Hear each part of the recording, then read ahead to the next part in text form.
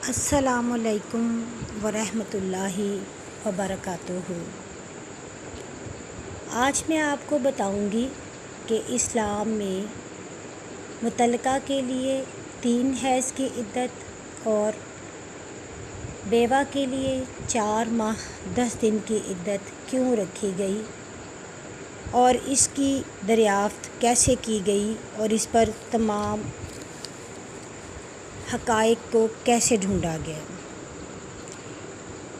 एक मुसलमान औरत तमाम औरतों से ज़्यादा पाकबाज़ होती है। एक मर्तबा एक यहूदी अल्बर्ट आइंस्टाइन ने सोचा कि मैं तहकीक करूं कि औरतों के लिए इस्लाम में इन बातों का क्यों हुक्म दिया गया है। तो उसने डीएनए पर तजुर्बात करने शुरू कर दिए।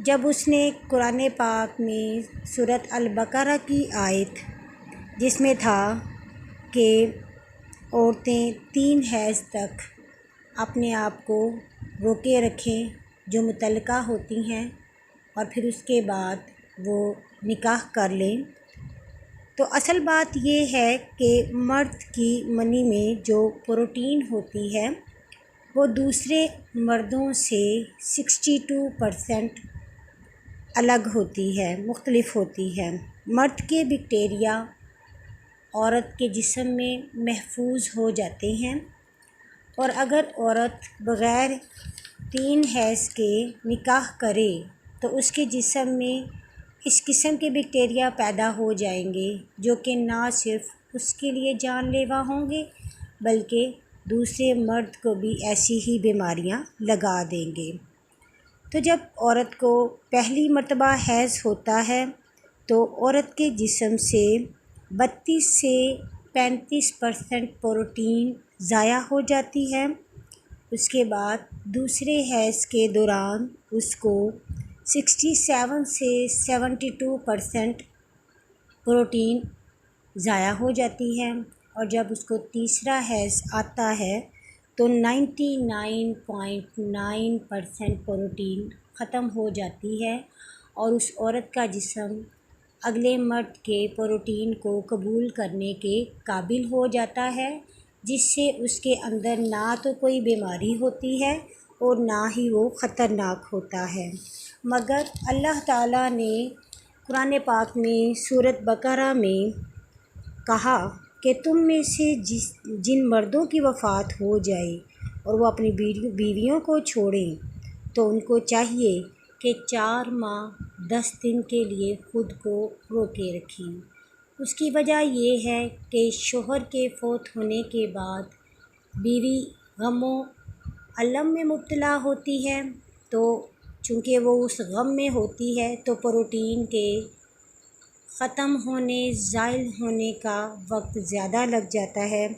इसलिए अल्लाह ताला ने बेवा औरतों को 4 माह 10 दिन रुकने का हुक्म दिया है। अब इस बात को साबित करने के लिए अमेरिका में 2 मोहल्लों पर तजुर्बात किए गए। एक मोहल्ला वो था जहाँ पर अफ्रीकन मुसलमान रहते थे और वहाँ की औरतें बहुत पाकबाज़ मुसलमान थीं। जब उनके डीएनए मालूम किए गए, उन पर तहकीक की गई तो पता चला कि उनके मोस्टली जो औरतें थीं उनके जिस्म में सिर्फ एक ही मर्द का डीएनए मौजूद था। फिर उसने दूसरे मोहल्ले जिसमें अमेरिकन औरतें ज़्यादा रहती थीं, जिसमें उसकी अपनी बीवी भी शामिल थी, उनके डीएनए को चेक किया तो पता चला कि उन औरतों में मोस्टली 2 या 3 मर्दों के डीएनए मौजूद थे और बड़े हैरत की बात कि उसकी अपनी बीवी के जिस्म से 3 डीएनए की दरियाफ़्त हुई कि उसका सिर्फ़ एक बच्चा उसका अपना था और बाकी 2 नहीं थे। तो देखें अल्लाह की कुदरत और अल्लाह की रहमत। साइंस इन बातों को अब ढूंढ रही है, मगर मेरा वो रब वो रब्बे करीम, वो रब्बुल आलमीन तमाम बातों से वाकिफ़ है, तमाम हकमतों को जानता है। उसके हर हुक्म में कोई ना कोई राज पोशीदा है। हमें अल्लाह ताला अपने रब्बुल आलमीन के अहकामात पर अमल करने की और एक पक्का सच्चा मुसलमान बनने की तौफ़ीक दे। आमीन।